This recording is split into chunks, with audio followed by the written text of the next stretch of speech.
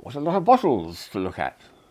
There's very strange ones here too to show you, but the first one is this one here with a very beautiful cover.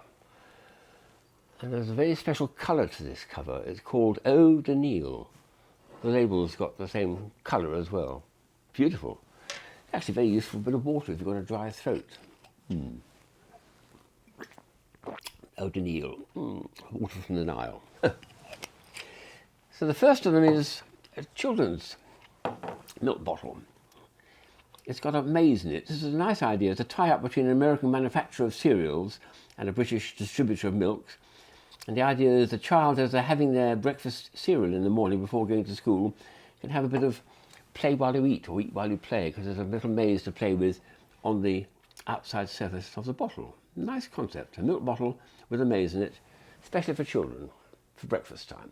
I like that.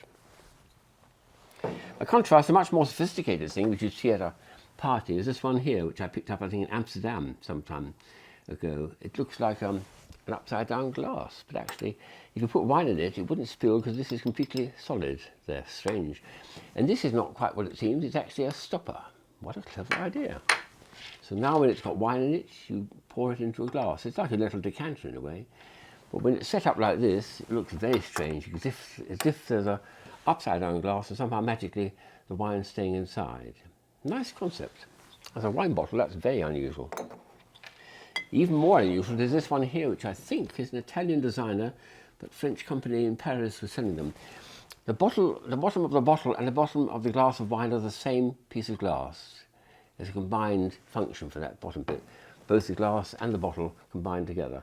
I suppose you could put wine around the outside of the glass, and then you'd have a bit of negative wine or something like that. But it's an objet d'art. This is something else. It's the most beautiful object. And people say, how on earth can that be made? Well, if you're a good glass blower, it can be done. Eau de Nil, well, water from the Nile. Another one here is really a kind of battery-operated automata, except it doesn't move, but it makes lovely sounds. It's a lovely seaside scene of a lighthouse. When you take the cork off, there's a little switch inside. And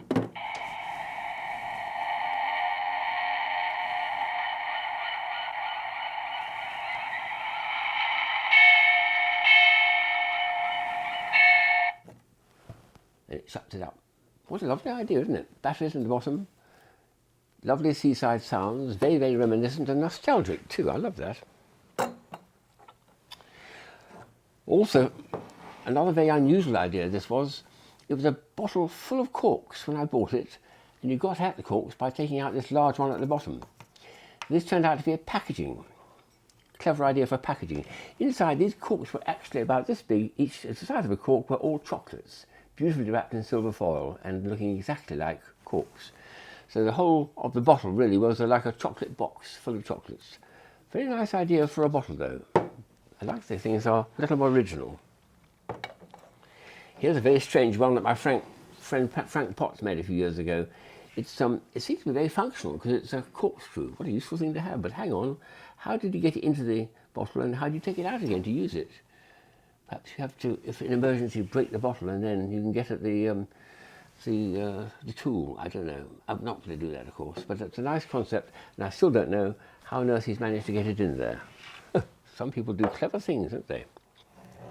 The crooked vine is a lovely idea which my brother's family, found on holiday somewhere in the West Country. It had quite a nice vine, a wine in it, which they had for a meal, but they kept the bottle afterwards, knowing that I love unusual bottles, and that's got a lovely whipsy-woppy shape to it. And they said it was quite a pleasant wine too. The crooked vine in a lovely, descriptive bottle.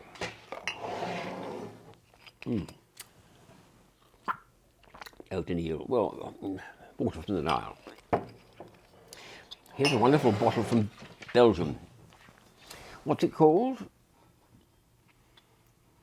Chateau Migraine. What a marvellous idea. This is a very pleasant vin village, I was told. I've never used or opened mine, but rather touchingly, they include a little aspirin here, just in case it does give you a migraine. It's made by a lovely man who used to run a restaurant, making practical jokes on all these people, and he and I got on like a house on fire. Got on very well indeed, and we exchanged gifts, and this is one I got from him. A bottle of Chateau Migraine. Wonderful idea. Ships in bottles and messages in bottles. There's a very nice idea here of, I think they're starting to do quite a lot of this in seaside resorts. And again, one of my brother's family gave this to me. The idea is it's like a picture postcard, but you've got the actual postcard and message is in there, as if it's come across the sea and just be washed up on the beach. And another version from London, which I think some publicity company in London made. And the idea was you had all the message actually in a bit of paper in the centre, as if it's a message in a bottle. Ships in bottles, of course, are a well-known feature, and while I probably have one or two in my collection, what I particularly like was this one here, where the artist had turned himself on his head, turned the whole world upside down, and there we got the artisan making the ship, but he's inside the bottle and the ship's on the outside. What a marvellous, wacky idea. That really is complete inversion. It's a very, very nice form of humour. I like that. A more immediate form of humour is these labels, which I picked up many years ago, which are all sticky labels, and the idea is you just slap them on a bottle of wine before you go to a party, and they've all got very jokey names. It could be quite a pleasant wine you've got inside, but it's actually a nice jokey name to go on it. Now, this remarkable thing here is one of these frozen moments that I think the Australians first devised back in the 70s. I think I can just about get it to balance. It should be fixed in with lots and lots of glues and things, but I think I'll get it to balance. Yes, look at that. How about that? A bottle of whiskey suspended on its own pourings. What an incredible artwork that is, isn't it? Superb. All a real glass, a real bottle, but all the rest of it is plastics of very high quality, appearing like whiskey coming up from a bottle and making that superb shape. Marvellous stuff. I love it.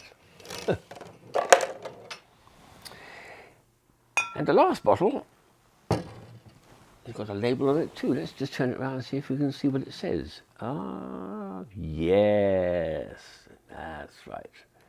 The Invisible Man, the Invisible Man. Just so.